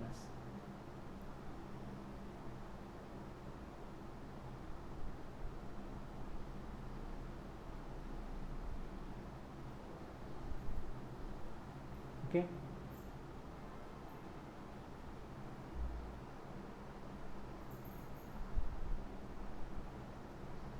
आता दुसरं एक्झाम्पल आहे. बघा ते तिथे एक्झाम्पल काही असो तुम्हाला फायनली काढायचं काय? T1. जर का ही इथे कसं होतं एक्झाम्पल समजून घेणं पहिले गरजेचं होतं की काय नक्की डाय आहे, हे आहे, ते आहे. शेवटी तुम्हाला त्यातून मिळतं काय? T1 मध्ये काय असतं? पर्सनल यूज करता किती वापरले गेले बस इनवॉइस लेवलला काढलं 7,500. दुसरं T2 काढले एक्झाम सप्लायसाठी इनपुट्स 15,000. ब्लॉक क्रेडिट एक्झाम्पल काय दिलं? GST portion paid in respect of taxi service obtained. Taxi service घेतली तर त्याचा ITC मिळत नाही. पॅसेंजर सर्व्हिस घेतली अशी गाडी आहे जी 13 किंवा त्याहून जास्त कपॅसिटी असलेली गाडी आहे, ती विकत घ्या, भाड्याने घ्या, त्याच्यावरती ITC मिळतो. पण टॅक्सीमध्ये किती माणसं बसतात? 13पेक्षा कमी, त्याचा ITC मिळणार नाही. मग इथे ब्लॉक क्रेडिट आलं त्याप्रमाणे 4,500. आणि inputs use for exclusively for making taxable supply आणि झिरो रेट सप्लायज ते किती आहेत? 1,05,000. 1,05,000चा ITC मिळणारच आहे. 7,500 मिळणार नाही. T2 मधला 15,000 मिळणार नाही. 4,500 मिळणार नाही. Aggregate value of exempt supply made in July, हे जुलै 2021 पोझिशन बघतोय आपण. यामध्ये जुलैमध्ये 2,25,000 सप्लाय झाला एक्झाम सप्लाईज आणि टोटल टर्नओव्हर किती होता? 30 लाख. या 30 लाखामध्ये 225 एक्झाम सप्लाय म्हणजे 27,75,000 टॅक्सेबल सप्लाय असतील. तुम्हाला व्हॅल्यू पाहिजे कुठली? एक्झामची पाहिजे आणि टोटलची पाहिजे. टॅक्सेबलची गरज नाही त्यामुळे दिलेलं नाही. ही माहिती तुमच्याकडे पाहिजे ना. तुम्हाला पुढे प्रोसेस करण्याकरता ही माहिती पाहिजे, हे इनपुट्स पाहिजेत, ते तुम्हाला दिलेत.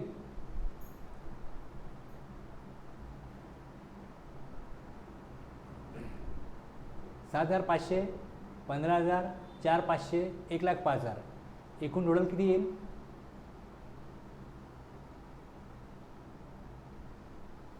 किती येईल टोटल?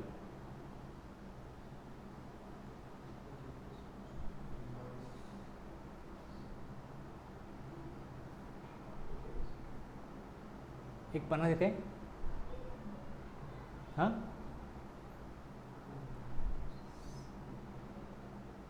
काहीतरी राहिली माहिती याच्यामधली. हां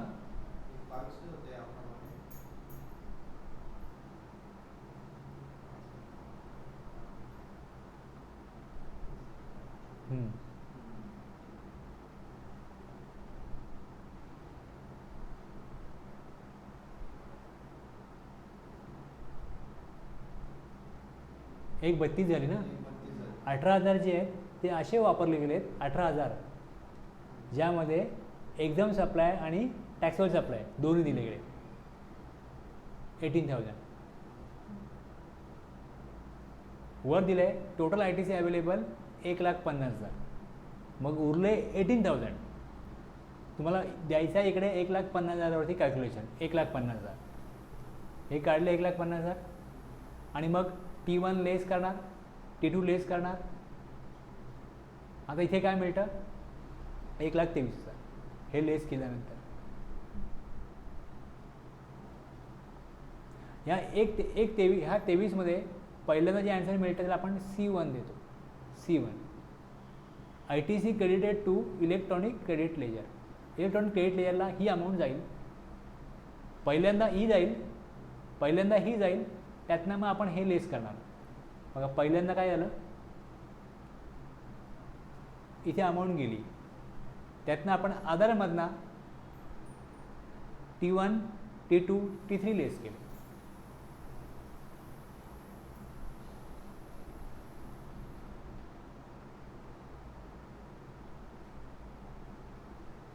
एक 23 ITC credited to electronic credit ledger. 1,23 less ITC on input and input services that are intended to be use exclusively for taxable supply. तो किती आहे?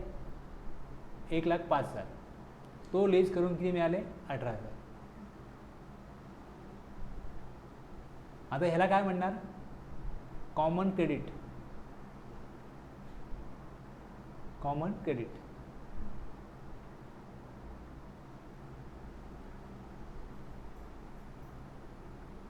या 18,000मध्ये प्रपोर्शन करण्याकरता तुम्हाला 2 इनपुट पाहिजेत. कुठले पाहिजे 2 input?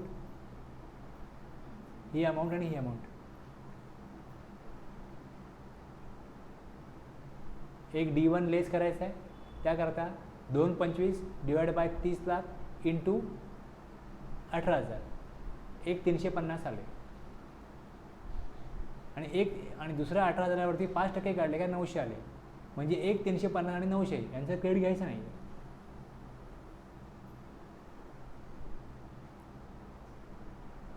C3 equals to C2 minus D1 plus D2 equals to 18,000 minus केले 1,350 जे एक्झाम सप्लायच्या अपॉर्च्युनिटीमध्ये अमाऊंट आली आणि 900 नॉन बिझनेस पर्पजला यूज केले म्हणून 5% ते लेस केले 18,000मधनं.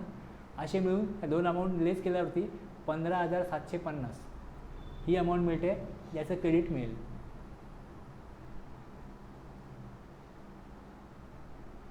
आणि दुसरी अमाऊंट 1,05,000 T4 होते. T4 1,05,000 होते आणि इकडे 15,750 हे इथनं आपण मिळवले.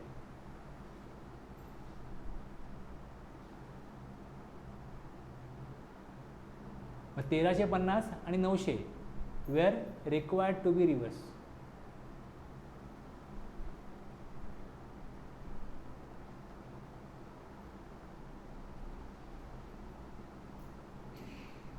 Reporting of ITC reversal in GSTR 3B. आपण मग इथं 3B रिपोर्टिंग करतो, जे इकडे दाखवले तुम्हाला या प्रकारे. एकूण ITC किती? सगळे इनवॉइस तुम्ही रेकॉर्ड केलेले असणार आहेत ना. तुम्ही काय ते इनवॉइस रेकॉर्ड करायचे नाही अशाला भाग नाही. असं होऊ शकत नाही की तुम्ही इनवॉइस रेकॉर्डच नाही करायची, बाजूला काढा म्हणजे. इनवॉइस रेकॉर्ड करणार 2,55,000 कारण त्याच्या अगेन्स्ट काय करायला लागतं, आपल्याला पेमेंट करायला लागतं सप्लायरला, सगळ्या गोष्टी असतात.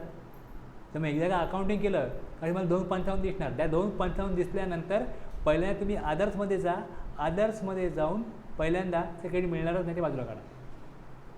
दुसऱ्यांदा फॉर्म्युला वापरून तुम्हाला जी ॲन्सर मिळेल ती किती ॲन्सर आहे ते बाजूला काढा.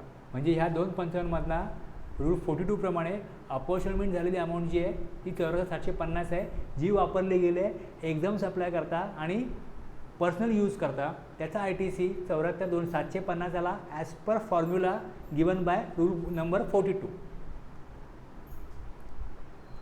बरोबर आहे.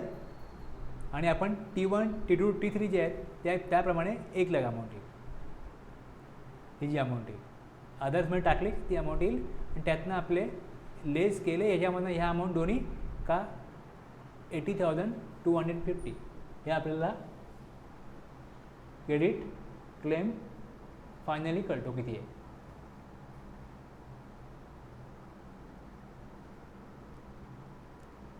तुम्हाला वाटतं लोक या प्रकारे करत असतील.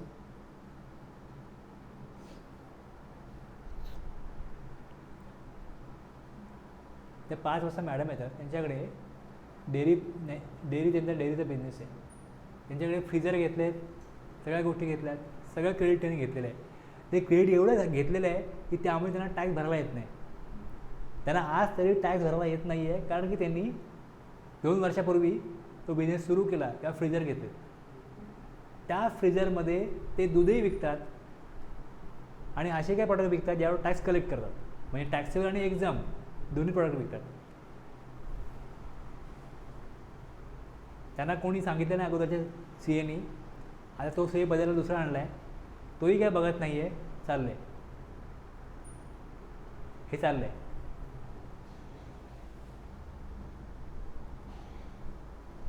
आता याच्यावरती तुम्हाला वाटतं आहे काय ज्या प्रकारे रिपोर्टिंग करतो आहे आपण, जर ते लोक रिपोर्टिंग करत नाही आहेत आणि त्यांच्या सप्लायरनी त्यांना मटेरियल दिलं आहे, कॅपिटल गुड्स दिले, एवढी मोठी अमाऊंट कोणाकडे येईल ITCमध्ये जी 2-3 वर्ष पुरते. म्हणजे काही मशिनरी घेतलं आहे कळतं. एखादा जो काय टॅक्सेबल पर्सन आहे तो टॅक्स पेमेंट करतच नाही आहे कॅशमध्ये, क्रेडिटनीच पे करतो आहे, याचा अर्थ त्याच्याकडे मशिनरी आहे. मग जर तुम्ही अशा प्रकारे एखादा केस स्टडी करायला घेतला, कोण कोण आहे जे त्यांनी वर्षभरामध्ये पेमेंटच नाही केलं, काय मशिनरी घेतली आहे, त्यांचे प्रॉडक्ट काय सेल होत आहेत, मग GSTR 1 ते भरत आहेत. GSTR 1 भरताना ते एजिशन समरी भरत आहेत.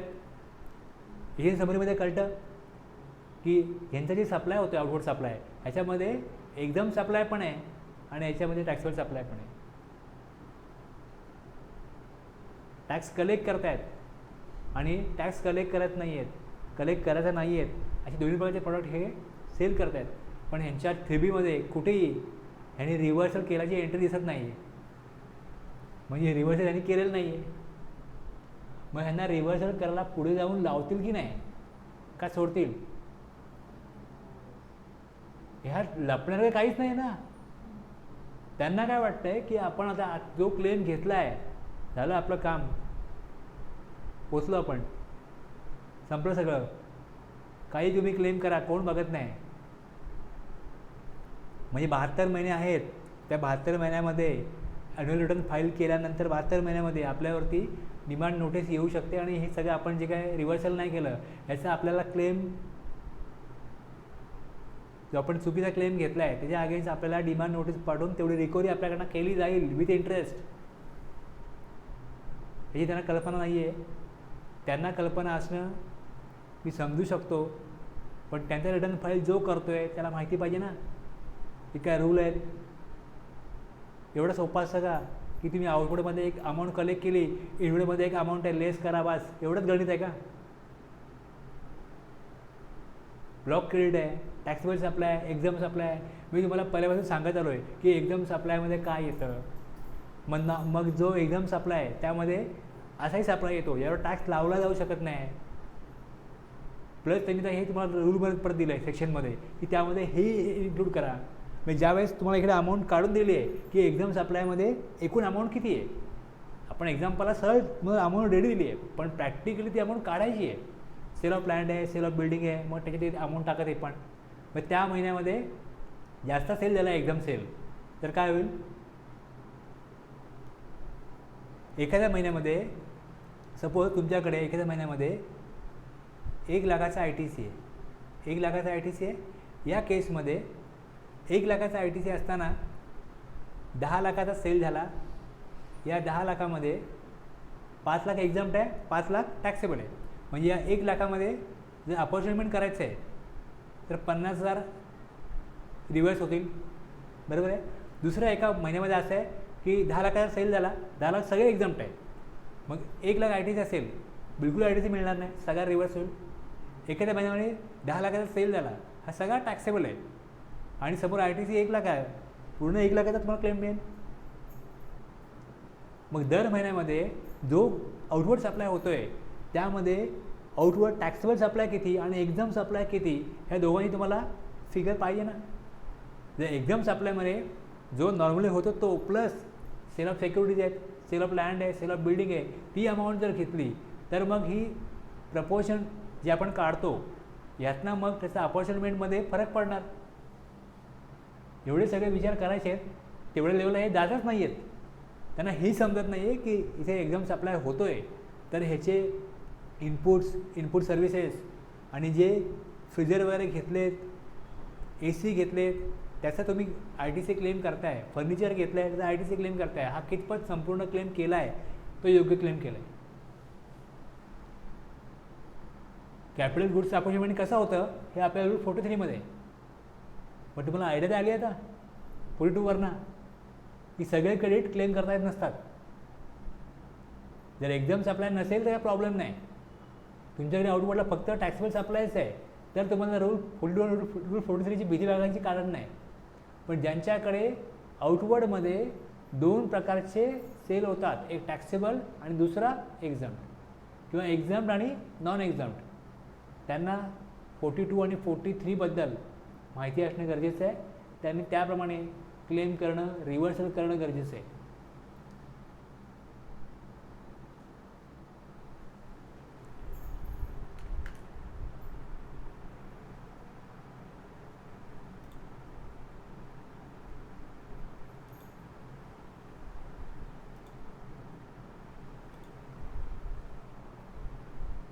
समजलं ना काय?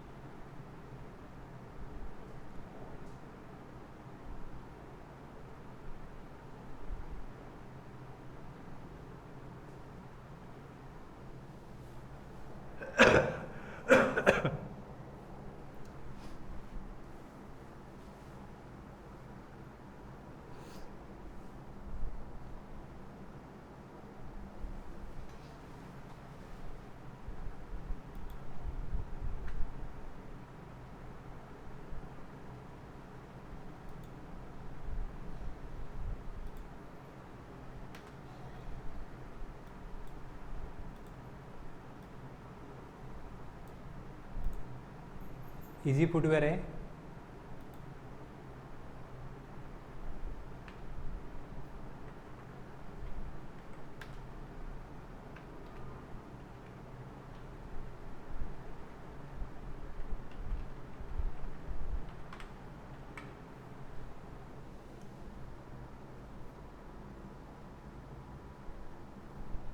हे 2,55,000चं मी एकच एंट्री केली बघा.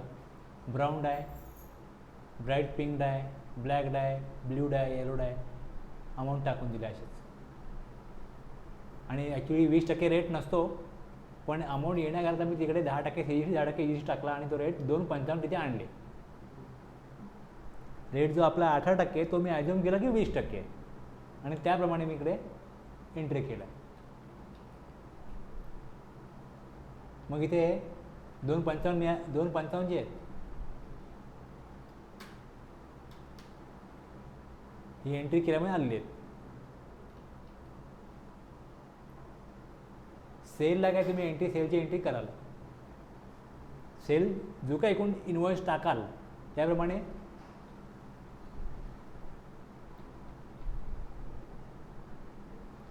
तीन करोडचा एकदम सप्लाय 2 करोडचा टॅक्सेबल सप्लाय हे मिळाले. जर तुम्ही प्रॉपर कन्फिगर केलं असेल तुमच्या एंट्रीजला सेलच्या, सेल ऑफ प्लॅन असो किंवा काही असो, तर तुम्हाला प्रॉपर त्याप्रमाणे इथे अमाऊंट येईल आउटवर्डची. सिक्युरिटीज जर का मी 5 लाखाच्या विकल्या आहेत आणि सांगितलं की 5% व्हॅल्यू घ्यायची आहे, मग तुम्हाला ते बघायला लागेल 1%च घ्यायची सिक्युरिटीची व्हॅल्यू. 5 लाखाच्या सिक्युरिटी विकल्या असतील पण सिक्युरिटी व्हॅल्यू किती घ्यायची 1%, मग ती मी 5,000च घेईन, मग ती इथली व्हॅल्यू घेणार नाही एकदम सप्लायमध्ये. लँड सेल केली आहे तर त्याचं अमाऊंट तुमची किती पण येऊ शकते, पण तुम्हाला एकदम सप्लायच्या अमाऊंटमध्ये किती अमाऊंट घ्यायची आहे, जेवढं स्टॅम्प ड्युटी व्हॅल्यू आहे. ओके, या एकदम सप्लायमध्ये कुठल्या व्हॅल्यू असायला पाहिजेत हे आपल्याला दिलेलं आहे, किती व्हॅल्यू पाहिजे दिलेलं आहे, त्याप्रमाणे ते व्हॅल्यू घेतल्या पाहिजेत. तर तुम्ही एकदम सप्लाय घ्यायला चुकलात तुमच्या फॉर्म्युला चुकणार. टॅक्सेबल सप्लाय तुम्ही बरोबर घ्याल जेवढं टॅक्स कलेक्ट करायचं आहे, पण एकदम सप्लायचं आणि जे असे दिलेत लँड सिक्युरिटीज ते नेहमी विकले जात नाहीत, पण जर त्या महिन्यात विकले गेले असतील तर त्याचे प्रॉपर व्हॅल्युएशन व्हायला पाहिजे. जो बिझनेस आहे एकदम सप्लाय करणं आणि टॅक्सेबल सप्लाय करणं, त्या अमाऊंट तुम्हाला ती बरोबर मिळतील, बाकीची अमाऊंट तुम्हाला काळजीपूर्वक घ्यायला लागतील. तर इथे ह्या अमाऊंट दोन आणल्या कशा काय, ही जी अमाऊंट आणली इकडे हे बघा, हे रिव्हर्सल ऑफ ITC आहे, ह्याला ग्रुप दिला करंट असेट, आणि मग त्यातनं CGST आणि AGST ह्या ज्या अमाऊंट आहेत, ह्या अमाऊंट ITC मधनं कमी झाल्या, ही अमाऊंट ITC मधनं कमी झाली. सेम ही जी एंट्री केली, ही एंट्री करताना ज्यावेळेस इथे बघा ह्याला क्लिक करायचं असतं GST, मग reversal of input tax credit, आणि मग खाली इकडे ज्यावेळेस हे आपण करतो तेव्हा पुढे तुम्हाला ऑप्शन विचारला जातो. मी एखादी एंट्री करायला जाईन, वाउचर्स जनरल एंट्री आहे, stat adjustment, GST, reversal of input tax credit, पुढे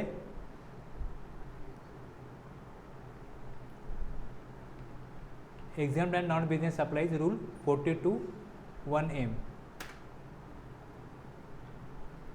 रिव्हर्सल ऑफ ITC, अमाऊंट टाकीन समजा 1 लाखाचा 2 लाखाची अमाऊंट आहे, रिव्हर्स करायची आहे किंवा 20,000 रिव्हर्स करायचे आहेत. CGST,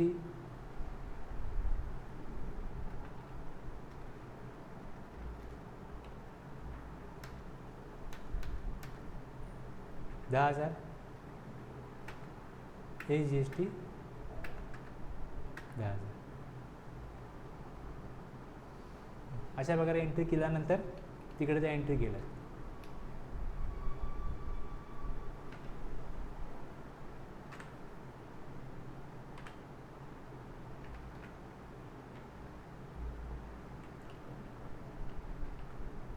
सॉफ्टवेअरमध्ये सगळ्या गोष्टी डिझाईन केलेल्या असतात रूलप्रमाणे, पण ते रूल माहिती पाहिजेत काम करणाऱ्याला आणि ते वापरता आले पाहिजेत, ते ऑप्शन दिलेत ते सगळं आपलं अकाउंटिंग यामध्ये होऊ शकतं आणि आपल्याला प्रॉपर रिझल्ट मिळू शकतो.